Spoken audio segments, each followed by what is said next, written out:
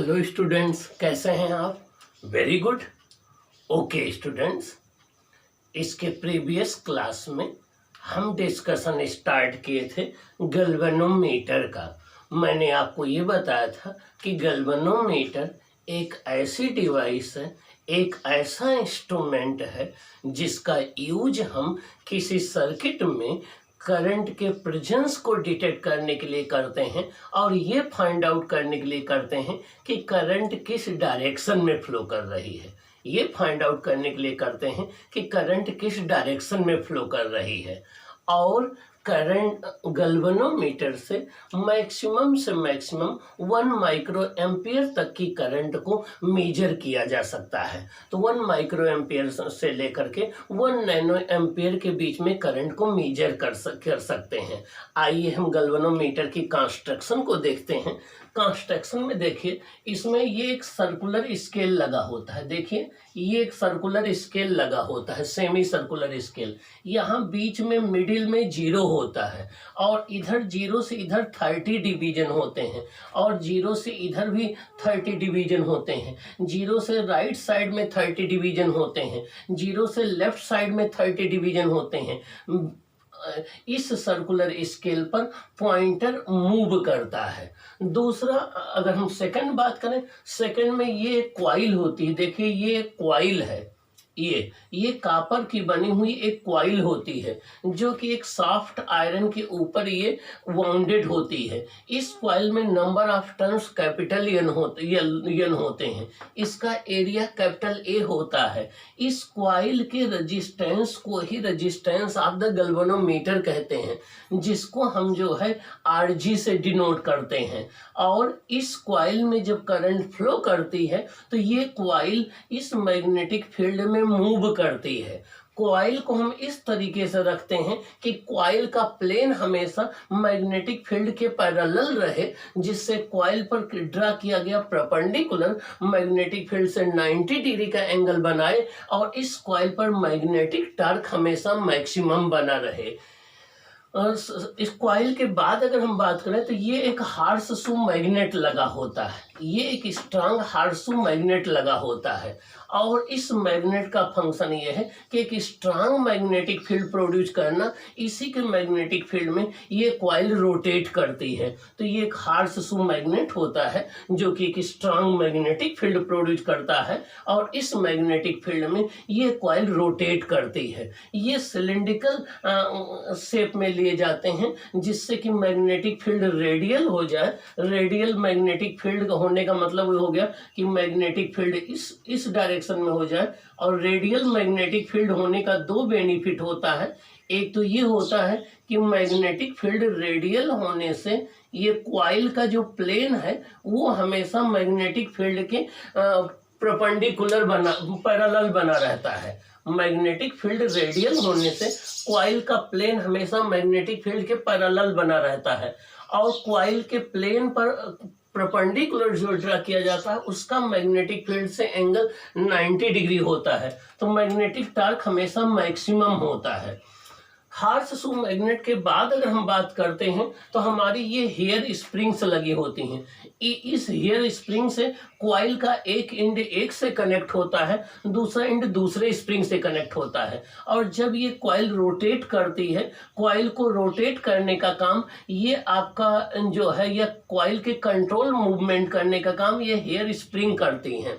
उसके बाद next part, ये एक मेटालिक फ्रेम होता है सॉफ्ट आयरन कोर का, जिसके ऊपर ये आपकी कॉइल वाउंडेड होती है। इस सॉफ्ट आयरन कोर का 2 काम होता है। एक तो मैग्नेटिक फील्ड को स्ट्रांग कर देना, दूसरा मैग्नेटिक फील्ड को रेडियल बना देना। तो ये सिलिंड्रिकल सॉफ्ट आयरन कोर की वजह से मैग्नेटिक फील्ड रेडियल हो जाता है और मैग्नेटिक फील्ड इंक्रीज हो जाता है। ओके, तो ये रहा कंस्ट्रक्शन ऑफ द गैल्वेनोमीटर। तो गैल्वेनोमीटर के कंस्ट्रक्शन में क्या क्या पार्ट है? नंबर 1 है semi circular scale. Okay, second है आपका कॉइल, थर्ड है आपका हार्सशू मैग्नेट, आपका फोर्थ है हेयर स्प्रिंग और आपका फिफ्थ है ये मेटालिक फ्रेम। तो ये इतने पार्ट जो है इसके मेन होते हैं।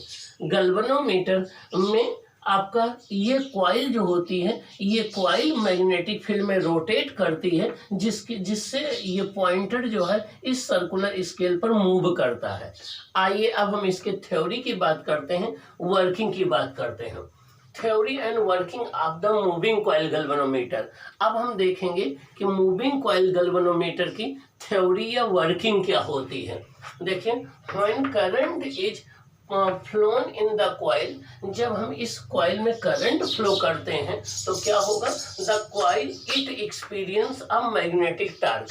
जब हम इस कॉइल में करंट फ्लो कराते हैं तो करंट फ्लो कराने पर, जब हम यहाँ पर करंट फ्लो कराते हैं तो इस कॉइल पर एक मैग्नेटिक टार्क लगता है। मैंने पहले ही बता दिया था कि जब भी किसी करंट कैरिंग कॉइल को या किसी लूप को मैग्नेटिक फील्ड में रखा जाता है तो उस पर एक मैग्नेटिक टार्क लगता है, वो होता है tau equal to NIAB sine theta. तो आइए देखें, ये मैग्नेटिक टार्क होता है tau equal to NIAB sine theta. यहाँ साइन थीटा जो होता है वो एंगल है मैग्नेटिक फील्ड के बीच में और कॉइल के प्लेन पर ड्रा किए गए परपेंडिकुलर के बीच में, या कॉइल के एरिया वेक्टर और मैग्नेटिक फील्ड के बीच का एंगल है। यहाँ पर थीटा जो है वो theta is the angle between area vector and magnetic field. ये एरिया वेक्टर और मैग्नेटिक फील्ड के बीच का एंगल होता है। अब यहाँ से देखिए कि जो मैग्नेटिक टार्क है वो एक तो number of turns per depend कर रहा है कि कॉइल में कितना है, एक उसमें करंट कितनी फ्लो कर रही है इस पर डिपेंड कर रहा है, एक एरिया ऑफ द कॉइल पर डिपेंड कर रहा है, एक मैग्नेटिक फील्ड पर, एक थीटा पर डिपेंड कर रहा है। हम चाहते हैं कि ये जो मैग्नेटिक टार्क है ये थीटा पर डिपेंड ना करे। हम चाहते हैं कि ये मैग्नेटिक टार्क मैक्सिमम हो जाए और ये थीटा पर डिपेंड ना करे। ऐसा तब होगा जब साइन थीटा साइन 90 हो जाए, और साइन 90 अगर हो जाएगा तो टार्क मैक्सिमम हो जाएगा और ये मैग्नेटिक टार्क थीटा पर डिपेंड नहीं करेगा। अब साइन थीटा को साइन 90 करने के लिए हम रेडियल मैग्नेटिक फील्ड का यूज करते हैं। कैसे मैग्नेटिक फील्ड का यूज करते हैं? रेडियल मैग्नेटिक फील्ड का यूज करते हैं। तो आपके यहाँ बोर्ड में या एग्जाम में क्वेश्चन आता है कि गैल्वेनोमीटर में हम रेडियल मैग्नेटिक फील्ड का यूज क्यों करते हैं। तो गैल्वेनोमीटर में रेडियल मैग्नेटिक फील्ड का यूज हम इसलिए करते हैं जिससे कॉइल का प्लेन हमेशा मैग्नेटिक फील्ड के पैरेलल बना रहे और एरिया वेक्टर और मैग्नेटिक फील्ड के बीच में एंगल हमेशा 90 डिग्री रहे, जिससे मैग्नेटिक टार्क थीटा पर डिपेंड ना करे। गैल्वेनोमीटर में हम रेडियल मैग्नेटिक फील्ड इसलिए यूज करते हैं जिससे कि एरिया वेक्टर और मैग्नेटिक फील्ड के बीच में एंगल हमेशा 90 डिग्री बना रहे और जो मैग्नेटिक टार्क कॉइल पर है मैक्सिमम बना रहे, वो थीटा पर डिपेंड ना करे।